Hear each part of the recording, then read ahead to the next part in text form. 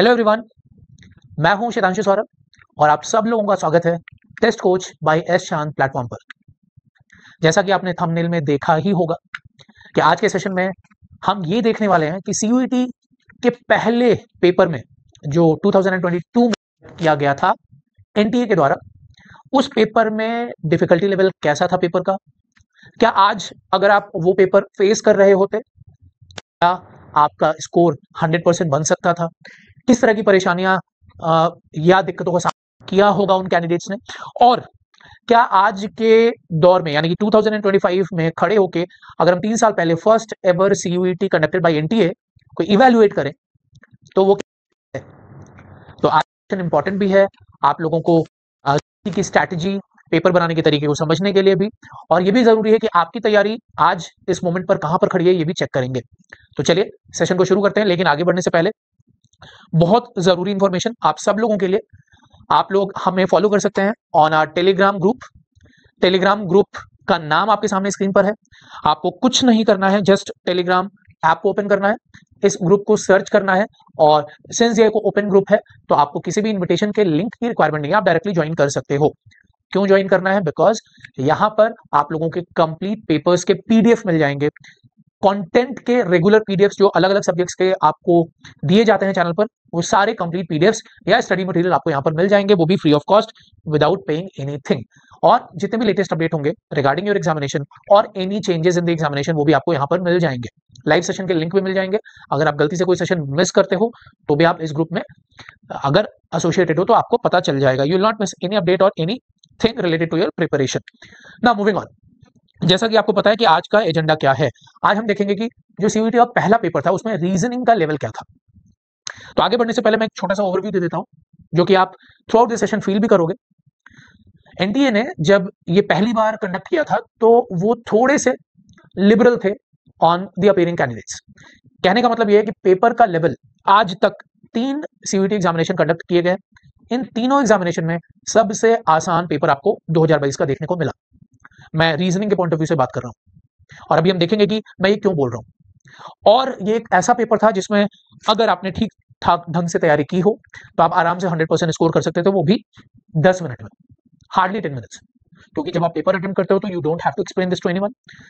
मैं अगर यहां पर सॉल्व करूंगा तो मुझे आपको एक्सप्लेन भी करना होगा, तो I will definitely take more time. But अगर आप पर्सनल लेवल पर देखो पेपर को अटेम्प्ट करना तो हार्डली 10 मिनट्स। लेकिन एक बात और, ग्रेजुअली हमने देखा कि 2023 में 2024 में पेपर का लेवल बढ़ा, तो धीरे धीरे धीरे डिफिकल्टी लेवल आपके एग्जामिनेशन का बढ़ रहा है, क्वेश्चंस का नेचर चेंज हो रहा है, पैटर्न में बहुत सारे चेंजेस है। इस साल की अगर मैं बात करूं तो 50 क्वेश्चंस आपको मिलेंगे और 50 के 50 आपको अटेम्प्ट करने पड़ेंगे। अभी तक क्या होता था, 3 सालों में 60 क्वेश्चंस मिलते थे आपको, कोई भी 50 अटेम्प्ट करने होते थे और वही 50 आपके इवैल्यूएट होते थे। लेकिन नाउ मूविंग फॉरवर्ड, इस बार से आपको 50 आउट ऑफ 50 करना है, which is in itself is a challenge. और इस साल जो कि पहला सीयूईटी एग्जामिनेशन था उसमें हमने जब रीजनिंग का पेपर देखा तो यहाँ पर टोटल 19 क्वेश्चंस थे। और मैं हर बार आपको ये बोलता हूँ, हर सेशन में मैं रिमाइंड कराता हूँ कि number of questions will very every year. ऐसा नहीं है कि किसी साल अगर 20 आ रहे हैं तो अगले साल भी 20 आएंगे, हो सकता है बढ़ जाए, हो सकता है 1-2 क्वेश्चंस कम हो जाए, तो that depends on the examination. Now moving on, तो शुरू करते हैं अपने सेशन को, और मैं आपसे ये भी रिक्वेस्ट करूंगा कि आप साथ ही साथ इन सारे क्वेश्चंस को अटेम्प्ट करोगे और ये भी चेक करोगे कि क्या आप इस तरह के क्वेश्चंस के साथ फेमिलियर हो या नहीं, और अगर नहीं हो तो आपको क्या करना है, चैप्टर्स का नाम आपको पता है या नहीं, क्वेश्चन को देख के आपको टॉपिक का नाम क्लियर हो पाता है या नहीं, सिलेबस आपके ग्रिप में है या नहीं, सिलेबस के बारे में आप अवेयर हो या नहीं। तो बहुत सारी चीजें एक साथ हम इस पेपर के डिस्कशन के थ्रू चेक करेंगे। Now let's start with our discussion. ये था हमारा पहला question of your examination which is from number series, और नंबर सीरीज की एक कंप्लीट सीरीज ऑफ 7 सेशन आप लोगों को करते हैं। इंपॉर्टेंट टॉपिक है, टाइम टेकिंग टॉपिक है, तो यहाँ पर अगर आपने अभी तक उसको ज्वाइन नहीं किया तो आप चैनल पर जाइए, चैनल पर जाके प्लेलिस्ट वाले सेक्शन में जाके अपने उस कंप्लीट प्लेलिस्ट को गो थ्रू करिए, आपकी सारी प्रॉब्लम्स रिजॉल्व हो जाएंगी। नाउ आपसे पूछा गया है कि ये नेक्स्ट नंबर बताइए, तो मैंने जब नंबर सीरीज कवर किया था तो मैंने एक important type of number series बताया था, that was series based on squares and cubes.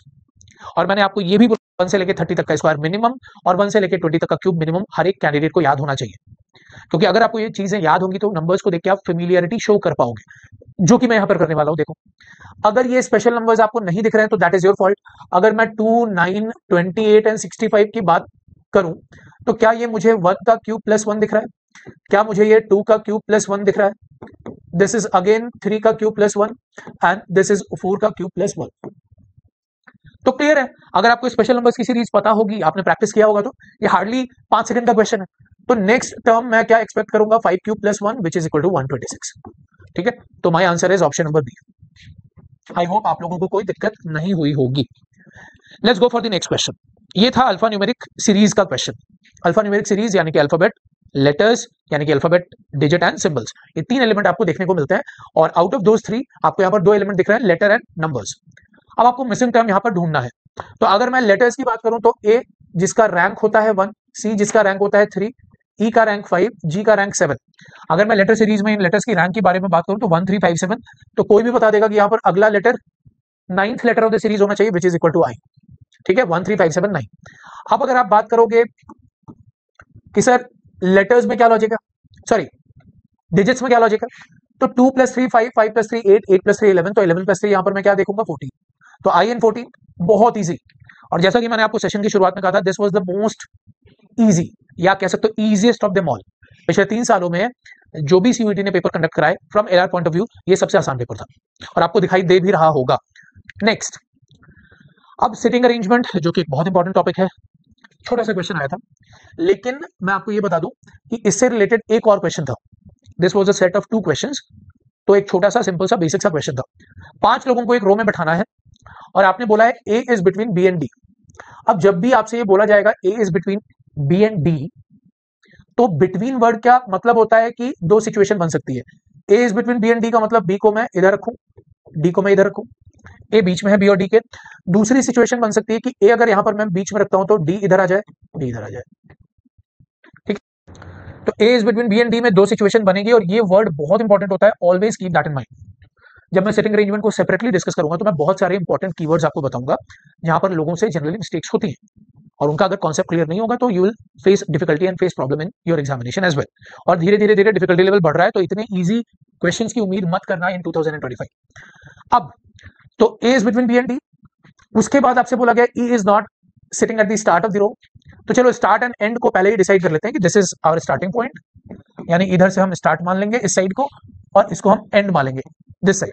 ठीक है, आपका मन करे आप उसको स्टार्ट मान लो, इसको एंड मान लो, कोई फर्क नहीं पड़ेगा क्वेश्चन की सेहत पर। Always keep that in mind. अब सी इज जस्ट बिफोर डी, आपसे बोला गया सी को बिफोर डी रखना है, तो जस्ट बिफोर डी यहां पर सी तो नहीं है, अगर वो स्टार्ट है तो मैं बिफोर इधर मानूंगा, तो सी इज जस्ट बिफोर डी, यहां पर ये फॉलो नहीं कर रहा है, तो ये डायग्राम एलिमिनेट हो जाएगा। C is just before D, यहां पर मैं सी रखूंगा। Now E is not at the starting of the row, यानी कि ई को रो की स्टार्टिंग पॉइंट नहीं दी जा सकती, तो इसका मतलब है कि ये लगातार 4 लोग हैं, ई को यहां नहीं रख सकता, तो ई के पास अब केवल एक ऑप्शन है। ये तो कॉन्सिक्यूटिव प्लेसेस को ऑक्यूपाई किए हुए हैं, कॉन्सिक्यूटिव चेयर को ऑक्यूपाई किए हुए हैं, और ई को अगर आप फ्रंट पर नहीं रख सकते, स्टार्ट में नहीं रख सकते, तो कहां रखोगे, बस एक ही चॉइस है अपने पास। Now this is our entire seating arrangement. ठीक है, तो अब इस अरेंजमेंट पर आपसे क्या पूछा गया, who is at the middle of the row, तो middle of the row is A, option number C is your answer. Very easy, और इस पर 2 क्वेश्चन पूछे गए थे, मैंने केवल एक यहां पर कंसीडर किया है, बिकॉज अगर आपका आंसर बन गया, आपने क्वेश्चन को सॉल्व कर लिया, तो it's just a formality. Okay, now moving on, this is a very important chapter और ये है फिगर काउंटिंग। इसके अंदर 3 चीजें आपको पूछी जा सकती हैं, which is triangle counting, square counting and rectangle counting. These are the 3 important sub topics of this chapter. ठीक है, आगे बढ़ने से पहले, ये एक ऐसा पेपर भी था 2022 में जो सीयूईटी कंडक्ट हुआ था, वो एक ऐसा पेपर था जिसमें non verbal reasoning majority portion occupy करते हुए दिखी। पिक्चर बेस्ड जो रीजनिंग थी उसके ज्यादा क्वेश्चंस हमें देखने को मिले थे, लेकिन ऐसा 2023 और 24 में नहीं हुआ, नंबर ऑफ क्वेश्चंस डिक्रीज हुए, और उसी पैटर्न को हम इस बार भी एक्सपेक्ट करेंगे। लेकिन ये पहला पेपर था जिसमें almost same number of questions थे, non verbal and verbal reasoning, यानी कि पिक्चर रीजनिंग और नॉन पिक्चर रीजनिंग। तो ये उनमें से एक टॉपिक है फिगर काउंटिंग, जिसमें आपको पूछा गया नंबर ऑफ ट्रायंगल्स बताइए, और आई होप कि अभी तक आप लोगों ने सॉल्व कर लिया होगा। अब देखते हैं आपका आंसर सही है या नहीं। देखो, अगर आप नंबर ऑफ ट्रायंगल्स की बात करोगे तो ये छोटे छोटे 5 ट्रायंगल तो आपको दिखाई दे रहे हैं। ठीक है, तो इसको 5 को तो मैं अलग कर देता हूं, दिस इज 5। इसके अलावा अब हमारे पास अंदर भी कुछ ट्रायंगल बनते हुए दिख रहे हैं। अंदर जो ट्रायंगल्स आपको बनते हुए दिख रहे हैं वो कौन कौन से हैं, जरा देखो। अगर अंदर के ये 5 वर्टेक्स को अगर आप कंसीडर करो, वर्टेक्स नंबर 1, वर्टेक्स का मतलब जो कॉर्नर्स हैं उनकी बात हो रही है, तो अगर आप अंदर के इस कॉर्नर की बात करोगे तो यहां से आपको ये ट्रायंगल बनता हुआ दिख रहा है बड़ा सा, फ्रॉम दिस वर्टेक्स। ठीक है, अब इसके बाद अगर मैं इस वर्टेक्स को कंसीडर करूं तो देखो यहां से भी आपको एक बड़ा ट्रायंगल बनता हुआ दिख रहा है ना, 2। चलिए आगे चलते हैं जरा थर्ड वर्टेक्स की ओर। यहां से अगर मैं देखूं तो ये वाला एक ट्रायंगल बनता हुआ दिख रहा है, this is your third triangle. चलो आगे चलते हैं, कोई दूसरा कलर लेते हैं। Now this is our fourth vertex. ये देखो 1 2, यहां से 3, 3 साइड हो गए। और अब अगर मैं आगे जाऊं तो ये हमारे पास एक और वर्टेक्स है जहां से आपको एक ट्रायंगल ये बनता हुआ दिखाई देगा। तो अंदर इन टोटल 5 वर्टेक्स थे जिनसे आपको 5 नए ट्रायंगल बड़े वाले बनते हुए दिखाई दिए। आई होप आपने फॉलो कर लिया होगा। तो टोटल नंबर ऑफ ट्रायंगल्स यहाँ पर कितने मिलेंगे? 10। देखो ट्रायंगल काउंटिंग के 80% क्वेश्चंस को तो मैं ट्रिक के थ्रू सॉल्व करवा दूंगा, लेकिन 20% क्वेश्चंस ऐसे होते हैं जो कि आपके ऑब्जर्वेशन पर डिपेंड करते हैं। तो ये एक ऐसा क्वेश्चन था जो ऑब्जर्वेशन बेस्ड था, जहां पर आप कोई फॉर्मूला या ट्रिक नहीं लगा सकते थे। तो 80-20 का रेशियो आप इस चैप्टर में देखते हो। अगर आप 10 क्वेश्चन करोगे तो 8 क्वेश्चन थ्रू ट्रिक हो जाएंगे, 2 क्वेश्चन ऐसे होंगे जिनकी डिमांड होगी आपका observation. Now moving on, which of the following will complete the adjoining figure? यानी कि this is figure completion, again a question from non verbal series picture reasoning। अब आपको एक पोर्शन ऑफ द इमेजेस में से दिखाई दे रहा है, आपको इस पोर्शन को कवर करना है। अब देखो अगर मुझे इस पोर्शन को कवर करना है तो again I will go through my observation. तो देखो ये चीज यहां पर कुछ ऐसी बनते हुए दिखाई देगी, ठीक है, और ये चीज कुछ ऐसी बनते हुए दिखेगी। मैं कंप्लीट करता हूं, एंड देन ये सर्कल भी यहां से आपको कंप्लीट होता हुआ दिखेगा, और ये जो एरो है वो भी कुछ ऐसा आपको कंप्लीट होता हुआ दिखेगा। तो आपका फिगर कंप्लीट हो गया, और बिल्कुल exactly the same figure is option number A. I hope things are okay. कुछ नहीं करना था, इजी, वेरी इजी। मैं पहले भी बोल चुका हूं पेपर ओवरऑल बहुत इजी था। Next, now a very important topic, again a very popular and regularly asked chapter of your reasoning part which is coding and decoding. Dog का कोड दिया हुआ है, फ्लाई का कोड पूछा गया है, सॉरी फ्लाई भी दिया हुआ है आपसे, बर्ड का कोड पूछा गया, ठीक है भाई। अब एक चीज गौर करने वाली है कि डॉग इज 3 लेटर वर्ड और उसके कोड में 2 डिजिट है। Fly again is a 3 letter word, code में 2 डिजिट है। तो मैं कह सकता हूं कि हर एक लेटर के लिए एक सिंगल डिजिट तो आपने नहीं दी भाई। अगर आप हर एक लेटर के लिए एक एक डिजिट मुझे दे रहे होते स्पेसिफिकली इंडिविजुअली, तो आपके पास 3 डिजिट नंबर होता। फ्लाई के हर एक लेटर के लिए आपके पास एक डिजिट होता, तो अगेन आई कुड से कि आपने हर एक लेटर के लिए एक सिंगल डिजिट दिया, बट ऐसा नहीं हुआ। तो प्राइमा फेसी फर्स्ट अपीयरेंस मुझे क्या दिख रहा है कि हर एक लेटर के लिए जब कोड नहीं है तो इसका मतलब अरिथमेटिकल ऑपरेशन जरूर हुआ। इस तरह के छोटे छोटे छोटे टेक्निक्स यूज करने हैं, तब जाके आपका पेपर 10-12 मिनट में कवर हो जाता है इजीली। तो 3 डिजिट, 3 लेटर 2 डिजिट, भाई अरिथमेटिकल ऑपरेशन यूज करो। डॉग का कोड दिया है 26। अब देखो अरिथमेटिकल ऑपरेशन में क्या होता है, प्लस माइनस मल्टीप्लिकेशन डिविजन, और लेटर को नंबर में कन्वर्ट करना है तो उनकी रैंक काम में आएगी। फॉरवर्ड रैंक और बैकवर्ड रैंक दोनों आपको पता होनी चाहिए।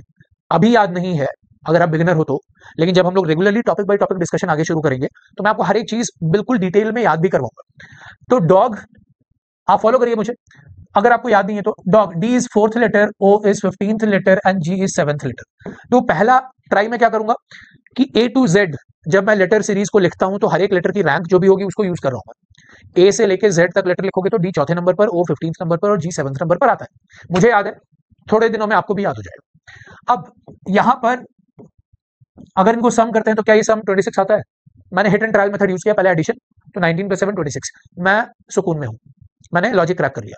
अब इसको वेरीफाई भी कर लेते हैं जरा। फ्लाई, फ्लाई का कोड कितना है? 43। अगर मैं रैंक को यूज करूं तो F6 L12 Y25, आपको बाई हार्ट याद हो जाएंगी चीजें जब आप प्रैक्टिस पे आओगे तो 18 और 25 कितना हो गया? 43। सिंपल। अगर ये फेल होता तो मैं बैकवर्ड रैंक को यूज करता या फिर मैं किसी और अर्थमेटिकल ऑपरेशन को यूज करता। मेरे पास अभी और भी ऑप्शन थे, चॉइसेस थे, बट पहला ही ट्राई मेरा हिट कर गया। तो बर्ड के केस में क्या होगा? B is 2, I is 9, R is 18 और D इज 4। इन सबको अगर आप ऐड करते हो तो कितना मिलेगा? 11 + 18, 29 + 4 33। Option number C again. Easy, बहुत आसान है ये तो। Next, now a question which is based on logical Venn diagram. Logical Venn diagram में 3 तरह के क्वेश्चंस आते हैं। This is one type of, हर चैप्टर के अंदर सब टॉपिक्स होते हैं, तो इसके अंदर 3 सब टॉपिक्स हैं, जिसमें एक ये सब टॉपिक है जिसमें आपको 3 डिफरेंट एलिमेंट के बीच में रिलेशन एस्टैब्लिश करने को बोला गया कि भाई फादर, मदर एंड फैमिली को अगर मैं लॉजिकली रिप्रेजेंट करना चाहूं थ्रू वेन डायग्राम तो मेरे पास क्या अप्रोच है या क्या ऑप्शन है। तो देखो इस तरह के क्वेश्चंस को करने का यूनिवर्सल मेथड क्या है, ठीक है, ट्रिक क्या होती है। ऐसा नहीं कि जाके आप अपने ऑप्शंस पर सिर मारना शुरू करें और अपने आप को कंफ्यूज करें। Don't do that, waste of time, and plus it will not ensure your 100% accuracy भी इंश्योर नहीं होगा। आप किसी भी 2 एलिमेंट को उठा लो, मैंने फादर एंड मदर को पिक कर लिया, लॉजिकली फादर की डेफिनेशन और मदर की डेफिनेशन को देखते हैं।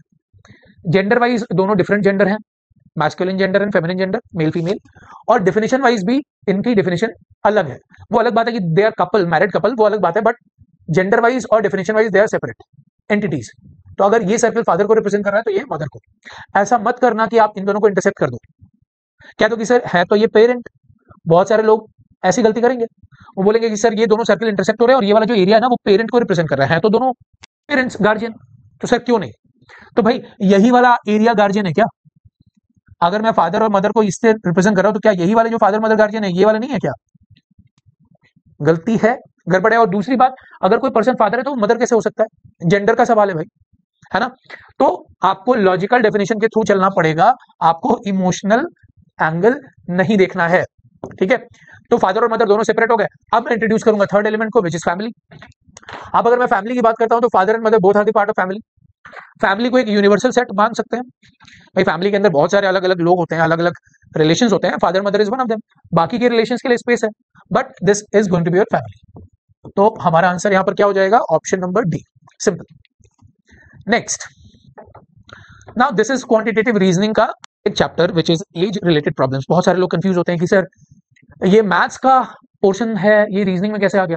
तो रीजनिंग में क्वांटिटेटिव रीजनिंग में एक चैप्टर है जिसके अंदर एज रिलेटेड प्रॉब्लम्स पूछी जाती हैं अलग अलग एग्जामिनेशंस में, and CUET is also one of them. अब देखो, इसको करने का एक तो बेसिक तरीका है वो मैं समझा देता हूं, और कम टाइम वाला तरीका है वो भी मैं आपको समझाऊंगा। तो बोला यह गया कि मोहन की जो मदर है वो 3 गुना ज्यादा एज की है अभी मोहन की एज से। तो मोहन की एज आप एक्स मान लोगे, ठीक है? एक्स छोड़ दो, मैं मोहन की एज को एम मान लेता हूं, प्रेजेंट एज को। देखो मैं आपको एक बेसिक मेथड भी सिखाऊंगा और आपको जो कि थोड़ा लेंदी होगा, और आपको ट्रिक मेथड भी सिखा दूंगा, ठीक है? तो प्रेजेंट सिनेरियो क्या कहता है कि मोहन की एज ये है, और मोहन की मदर की जो एज है वो 3 टाइम्स है मोहन की एज के, ठीक है? तो मोहन की एज के 3 टाइम्स कौन है? मोहन की mother, M M, Mohan mother, ठीक है? एम को आप मान लो मोहन की एज और एम एम को मान लो मोहन की मदर की एज। तो ये प्रेजेंट सिनेरियो है, ठीक है? अब आपसे क्या बोला? आफ्टर 6 इयर्स आप यही करोगे ना, मोस्ट ऑफ द कैंडिडेट्स यही करने वाले हैं, ठीक है? 6 साल के बाद क्या होगा? 6 साल के बाद मोहन की एज क्या हो जाएगी? +6। पहले तो मोहन की एज अभी प्रेजेंट अगर m है तो मोहन की एज m+6 हो जाएगी, और 6 साल के बाद मोहन की मदर की एज क्या हो जाएगी? mm+6। प्रेजेंट एज अगर mm है तो इनकी मदर की एज mm+6 हो जाएगी। अच्छा, अभी आपसे क्या बोला गया? 6 साल के बाद मदर की जो एज है मोहन की एज से 2 गुनी हो जाएगी। तो 6 साल के बाद मोहन की एज ये है, इसकी 2 गुनी हो जाएगी मदर की एज, ठीक है? अब 2 वेरिएबल 2 इक्वेशन आप सॉल्व कर सकते हो। अब देखो, mm की जगह मैं 3m लगा दूं, ये जो रिलेशन है उसको मैं वहां रख दूं, mm की जगह 3m लगा देता हूं। देखो, तो आपने यहां पर 3m लगा दिया, 3m+6, और यहां पर आप इसको यूज कर लो, दिस इज 2m+12। इसको सॉल्व करेंगे तो ये 2m उधर जाएगा तो विच इज m, और 6 इधर आ जाएगा तो विच इज 6। तो मोहन की एज क्या हो जाएगी? 6। तो आपसे क्या पूछा गया? Find the age of Mohan, तो आपने आंसर दे दिया 6, ठीक है? ये तो एक मेथड है जिसमें आप वेरिएबल को यूज कर रहे हो। अब इससे आसान मेथड क्या है? कम टाइम जो मेथड है वो जरा यूज कर लेते हैं। चलो, इससे भी आसान मेथड जो कि आप आराम से ऑप्शंस को चेक करते हुए करोगे। देखो, आप बोर्ड एग्जामिनेशन तो दे नहीं रहे हो, you are appearing in a competitive examination, तो आपका प्रोसेस क्या है उससे मुझे लेना देना नहीं है, आपको मुझे बस करेक्ट आंसर देना है, ठीक है? अब देखो, मैं ऑप्शन चेकिंग करता हूं। मोहन की मदर की एज मोहन के 3 गुनी है, और 6 साल के बाद उसकी मदर की एज 2 गुनी हो जाएगी। Find the age of Mohan. अब ऑप्शन में मोहन की एज दी गई है, प्रेजेंट एज दी गई है, तो अगर मैं 18 मानता हूं मोहन की एज, मोहन की एज अगर 18 है, मैं डायरेक्टली ऑप्शंस को चेक कर रहा हूं, ठीक? और मोहन की मदर की एज कितनी हो जाएगी? 3 गुनी है ना, तो 54। अगर प्रेजेंट एज मोहन की 18 है तो मोहन की मदर की एज कितनी हो जाएगी? 3 गुनी, 3 टाइम्स, यानी कि 54। अब 6 साल के बाद क्या होगा? मोहन की एज 20 हो जाएगी, उनकी मदर की एज 60 हो जाएगी। तो क्या ये, सॉरी नॉट 20, 24, 6 साल के बाद यहां पर क्या होगा? 24 और ये 60। तो क्या ये वाली जो सिचुएशन है, क्या ये 24 का 2 गुना है 6 साल के बाद? मदर की एज मोहन की एज के 2 टाइम्स है? नहीं है। क्लियरली देखो, 24 का 2 गुना तो नहीं है, दिस इज रॉन्ग, पहला ऑप्शन तो गलत हो गया। देखो, ये सिंपल है, बस आराम से दिमाग में कैलकुलेशन करते रहो। अगर मैं मोहन की एज 6 लेता हूं तो मोहन की मदर की प्रेजेंट एज कितनी हो जाएगी? 3 गुना, यानी कि 18, और 6 साल के बाद +6 ईयर्स, +6 ईयर्स, ये कितना हो जाएगा? 24। तो अब बताओ, क्या ये एज 2 गुनी है? 12 and 24, yes, the answer is option number B. तो no need to use any equation, any variable, कुछ नहीं करना है, ऑप्शन चेकिंग करो, आराम से हो जाएगा। 18, 54, 6, 12, 6 और 18 हमने इक्वेशन को फॉलो अप करा लिया।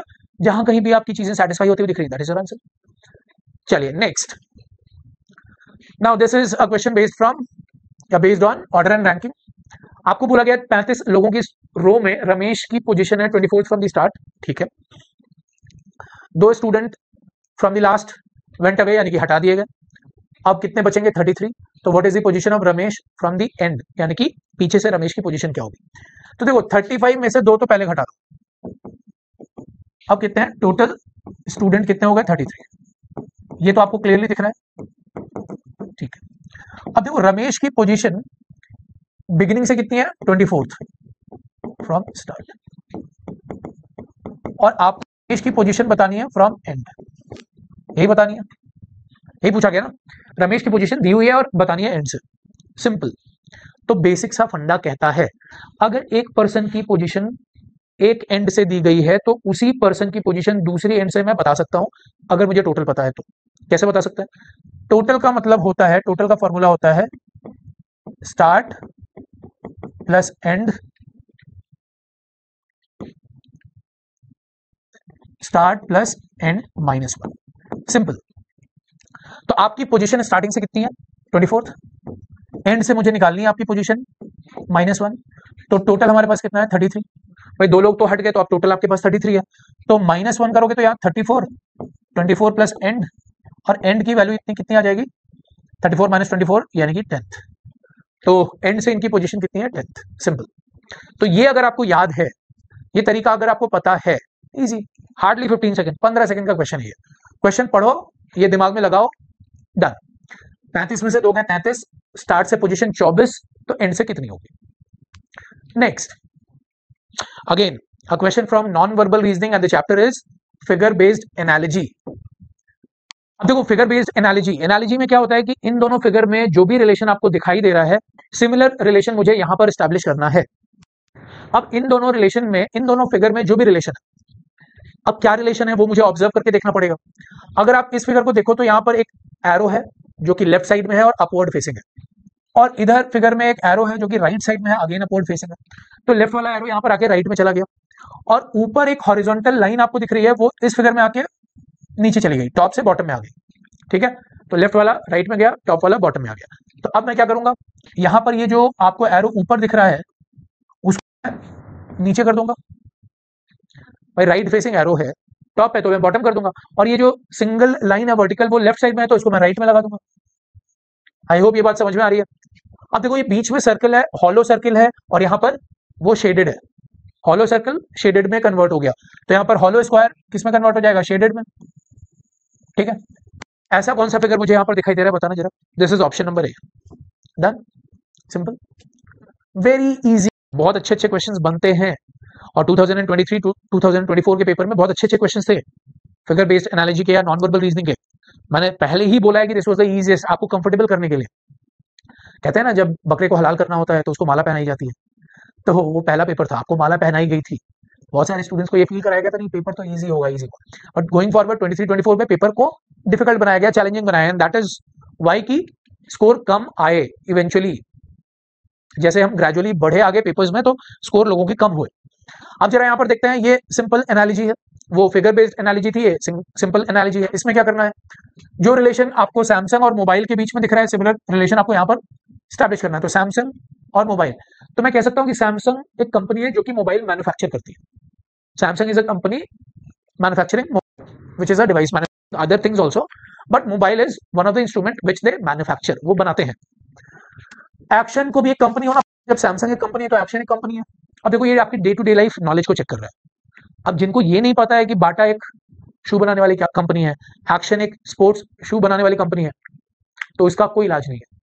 अगर आप ये बोलो मुझसे कि सर क्या ऐसे भी चीजें आएंगी, हाँ, तो ये day to day life knowledge है, आपसे एक्सपेक्ट की जाती है, you are aware in your LR section. आपकी अवेयरनेस, आपका आईक्यू, आपका प्रॉब्लम एटीट्यूड या नेचर या सिचुएशन को समझने की जो एबिलिटी है, वो चीजें चेक होती है। तो ये अवेयरनेस है। तो एक्शन एक स्पोर्ट्स शू मैन्युफैक्चरिंग कंपनी है, तो ठीक है, ऑप्शन नंबर बी। अब ये मत करना है कि सर एक्शन तो क्रिकेट में होता है, नहीं। सैमसंग एक कंपनी जो मोबाइल मैन्युफैक्चर कर रही है, तो एक्शन एक कंपनी जो स्पोर्ट्स शू मैन्युफैक्चर कर रही है। Next, now blood relation regularly पूछा गया है, 23 में भी आया, 24 में भी आया, 22 में भी आया, तो ये सारे कॉमन टॉपिक्स हैं और बहुत आसान सा एक क्वेश्चन पूछा गया था। पॉइंटिंग प्रॉब्लम्स है और इस तरह की प्रॉब्लम्स को आप ओरली सॉल्व कर सकते हो, no need to use pen, ठीक है। और इसमें तो खास करके इस तरह के क्वेश्चन को करने का तरीका क्या होता है कि जो भी स्पीकर होता है, यहां पर स्पीकर कौन है, करीना, ठीक है। करीना ने जो बोला उसको आप खुद पर अप्लाई करो, सिंपल बेसिक लॉजिक। आप मानोगे ये जो स्पीकर है वो आप हो, मेल या फीमेल उससे कोई फर्क नहीं पड़ता। अगर आप यहाँ पर करीना फीमेल है तो हम अपने आप को फीमेल मान के अज्यूम करके चलेंगे आगे। तो स्पीकर ने क्या बोला, his mother is the only daughter of my mother. तो जरा इस सेंटेंस को पढ़ो तो,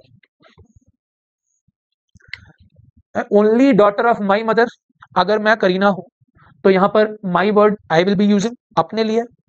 तो मैं अगर करीना हूं तो मेरी मदर का की इकलौती बेटी, सबसे पहले the only daughter of my mother का मतलब अगर मैं करीना हूं तो मेरी माँ की इकलौती बेटी तो मैं खुद हूं, ठीक है।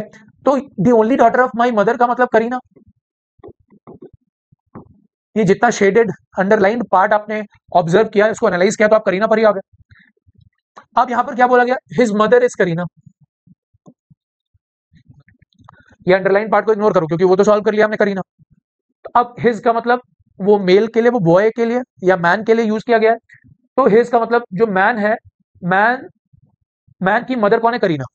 तो मैन की अगर मदर करीना है तो मैन और करीना में क्या रिलेशन होगा, मदर एंड सन का। तो आपसे क्या पूछा गया, करीना रिलेटेड टू मैन, तो करीना रिलेटेड टू मैन क्या हो जाएगा, mother.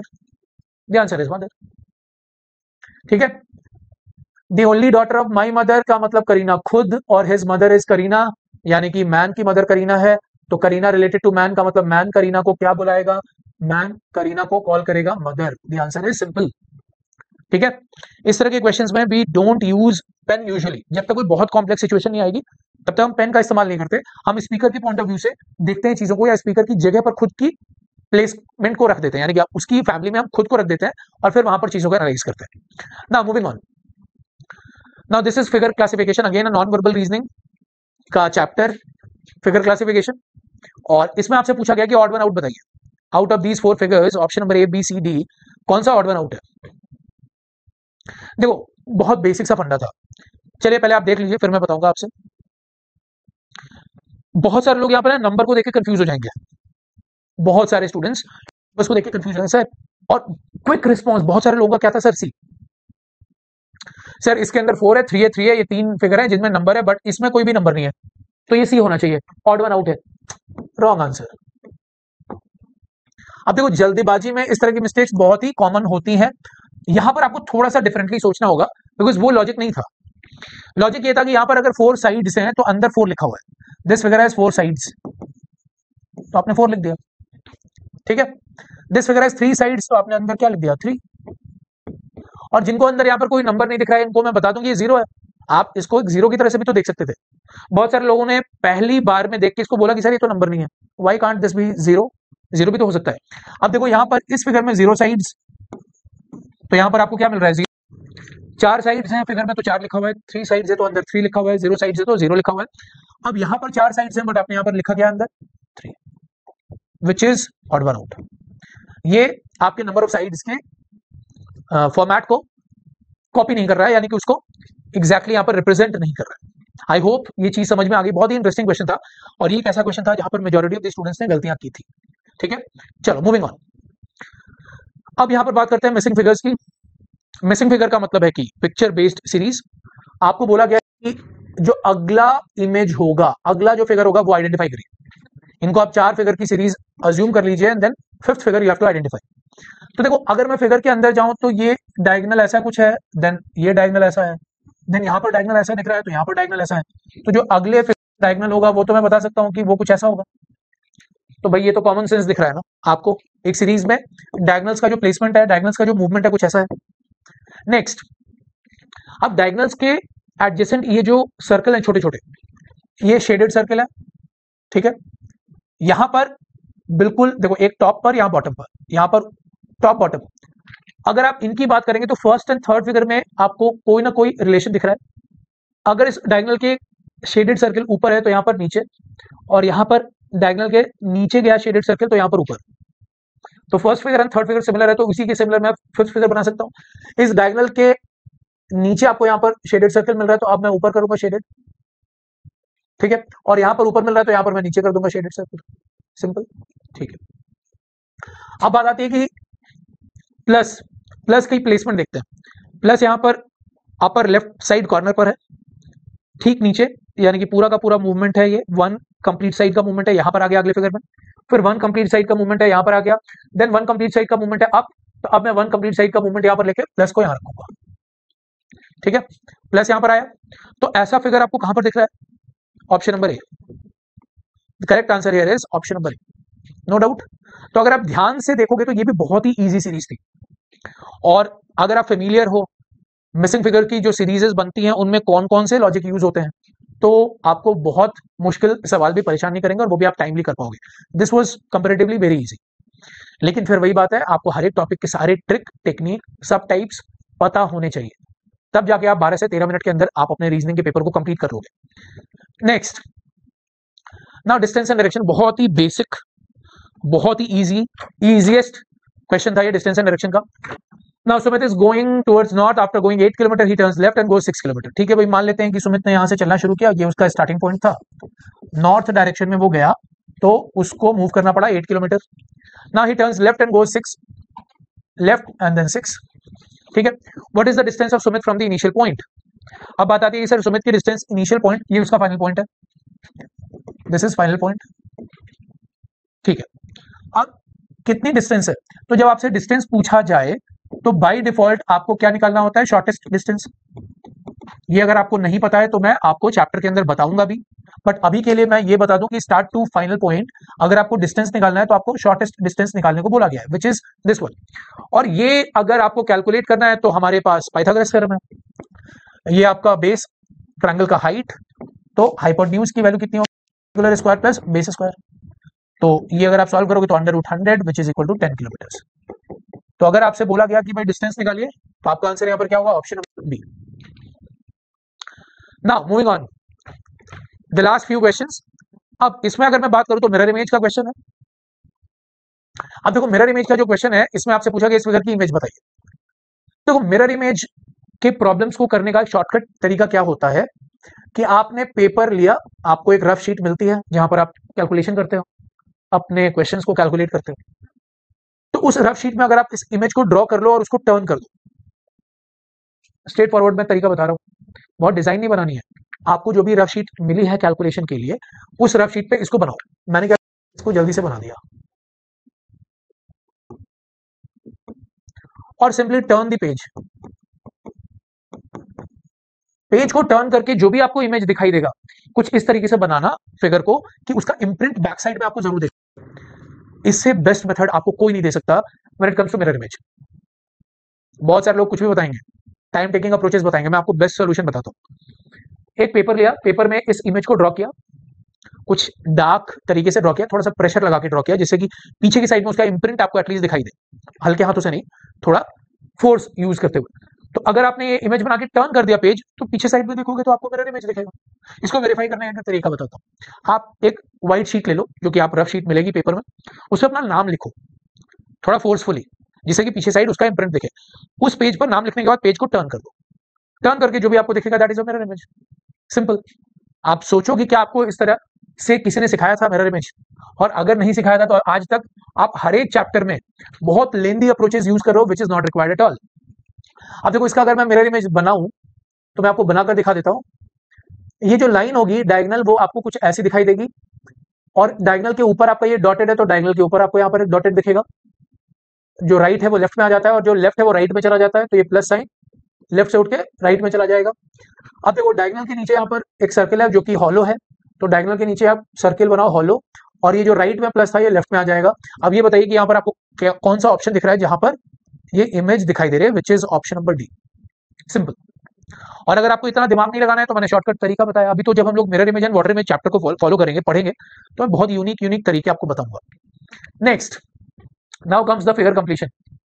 Again non verbal series है, 4 फिगर सीरीज में है, 5वां फिगर आपको आइडेंटिफाई करना है। अब देखो अगर मैं फिगर को एनालाइज करूं तो इस क्वेश्चन ने भी लोगों को चैलेंज दिया था पेपर में, इस क्वेश्चन ने भी आपको परेशान किया था। अब देखो फिगर को एनालाइज करते हैं। यहाँ पर दो एरो यूज हुए हैं और वो भी हॉरिजॉन्टल। हाफ साइड का मूवमेंट है और अब दो बन गया तीन, और ये वर्टिकल एरोज है फेसिंग अपवर्ड। अब देखो ये पूरा कंप्लीट फुल साइड का मूवमेंट है, ठीक है। बीच से ये किनारे पर आ गया, अब किनारे से बिल्कुल एक कंप्लीट साइड के मूवमेंट के बाद मैं दूसरे किनारे पर जाऊंगा, और तीन एरो हॉरिजॉन्टल हो गया, दो एरो में कन्वर्ट हो गया। ये भी हॉरिजॉन्टल दो एरो से वर्टिकल तीन एरो से हॉरिजॉन्टल तीन एरो, और ये पूरा फुल साइड का मूवमेंट है। अब यहां से अगर आप आगे बढ़ोगे तो ये 1/2 साइड का मूवमेंट है। देखो 1/2 साइड मतलब पूरा डेढ़ साइड का मूवमेंट हुआ है। ये कंप्लीट फुल साइड और इधर आधा, तो कंप्लीट फुल साइड और आधा। फिर ये तीन एरो फेसिंग डाउनवर्ड, कॉर्नर पर तीन एरो थे, यहां पर तीन एरो है इन द मिडिल, और horizontal vertical horizontal then vertical. तो अब डेढ़ के बाद अब क्या आप उम्मीद करोगे? दो साइड, आधा, एक और ये, तो टू साइड का मूवमेंट हो जाएगा, half plus one plus half. तो यहां पर आपको कौन सा एरो चाहिए? यहां पर आपको चाहिए हॉरिजॉन्टल एरो। तो ये आपका आंसर होगा हॉरिजॉन्टल एरो बीच में, option number B. I hope things are clear. तो देखो अगर आप इस तरीके से या इस तरह के क्वेश्चंस के साथ फेमिलियर नहीं होगी तो डेफिनेटली दिक्कत आएगी। नाउ द नेक्स्ट वन, यहां पर आपसे पूछा गया है कि वाटर इमेज बताओ। ये टॉपिक ऑर्डर रैंकिंग लिखा हुआ है but that was a typing error, don't worry. तो यहां पर आपको वाटर इमेज बताना है। देखो वाटर इमेज को बनाने का तरीका क्या होता है, शॉर्टकट तरीका मैं बताऊं कि आपने अपने रफ शीट पर ये इमेज बनाई, ठीक है, जो भी इमेज है, जैसे मैंने रफ शीट पे जल्दी से इमेज बना दी, ठीक है। ये इमेज जो दिया गया उसको मैं इसे जल्दी ड्रॉ कर लूंगा, ठीक है। जितना टाइम मुझे ड्रॉ करने में लगेगा बस उतना ही टाइम मेरा आंसर आने में लगेगा। अब ये इमेज ड्रॉ करने के बाद मैं क्या करूंगा, मैं पहले टर्न करूंगा पेज को। Step number 1, turn the page, ठीक है, पहला काम। दूसरा काम, टर्न करने के बाद rotate the page upside down, ठीक है। पहले तो आप पेज को टर्न करो और उसके बाद रोटेट कर दो। टर्न करने के बाद का मतलब होता है पन्ने को पलट दो, और पलटने के बाद ऊपर से नीचे की ओर घुमा दो। टर्न करने का मतलब आपने पन्ना पलट दिया, पेज को पलट दिया, और रोटेट करने का मतलब है कि पलटने के बाद ऊपर वाले को नीचे, नीचे वाले को ऊपर कर दो। अगर आपने ये किया तो आपको मिल जाएगा वाटर इमेज। आज तक आई एम 100% श्योर कि आपको ये बात नहीं पता होगी, नहीं बताई जाती है। लोगों को ट्रिक्स यूज करना नहीं आता और वही चीज आपको सीखती है। ये तो मैंने आपको बता दिया। ना मूविंग ऑन। अच्छा, आप अपने नाम के साथ भी एक्सपेरिमेंट कर सकते हो। आप व्हाइट शीट पर, ब्लैंक शीट पर अपना नाम लिखो, टर्न कर दो। पेज को टर्न करोगे तो वाटर इमेज, मिरर इमेज मिलता है। बस आपने पेज को टर्न किया तो मिरर इमेज मिलता है, और टर्न करने के बाद पेज को ऊपर से नीचे रोटेट कर दिया तो वो मिलेगा आपको वाटर इमेज। तो आप अपना नाम लिखिए, फोर्सफुली लिखिए कि पीछे की साइड इंप्रिंट दिखे, टर्न करिए, रोटेट करिए, that will be your water image. अब अगर मैं यहां पर वाटर इमेज की बात करूं तो देखो ये जो वाटर इमेज होगा वो कुछ ऐसा दिखेगा। अपसाइड जो टॉप होता है इमेज का वो नीचे चला जाता है, तो यहां पर आ जाएगा आपका ये शेडेड, ठीक है। यहाँ पर नीचे की ओर फेस करने वाला ट्रायंगल है, लेकिन इस बॉक्स में ऊपर है तो यहाँ पर वो ऊपर की ओर फेस करेगा, लेकिन इस बॉक्स में नीचे चला जाएगा। अब देखो ये जो शेडेड है वो यहाँ पर नीचे की साइड है, इधर जाके ऊपर चला जाएगा, और ये ट्रायंगल जो ऊपर की साइड है, ऊपर फेसिंग है, वो नीचे की साइड यहाँ आ जाएगा। अब बताओ which figure is the correct one which is matching our image? Option number A, simple. देख सकते हैं आप। अगर आपको टेक्निकली चीजों को समझना है तो वो भी मैं समझा सकता हूं, और मैं समझाऊंगा भी जब हम लोग इंडिविजुअली चैप्टर्स को डिस्कस करेंगे। अभी तो हम लोग पेपर का डिस्कशन कर रहे हैं। Now this is figure analogy, और मैं चाहता हूं कि ये आपका होमवर्क क्वेश्चन, ठीक है। आपको करना कुछ नहीं है। Now this question you have to do by your own. ये आप लोगों का टास्क है कि आप इस क्वेश्चन को सॉल्व करोगे, मुझे बताओगे कि आपका आंसर क्या आया, so that you can also check कि अगर आप 2022 का पेपर दे रहे होते तो will you be able to do this question, ठीक है।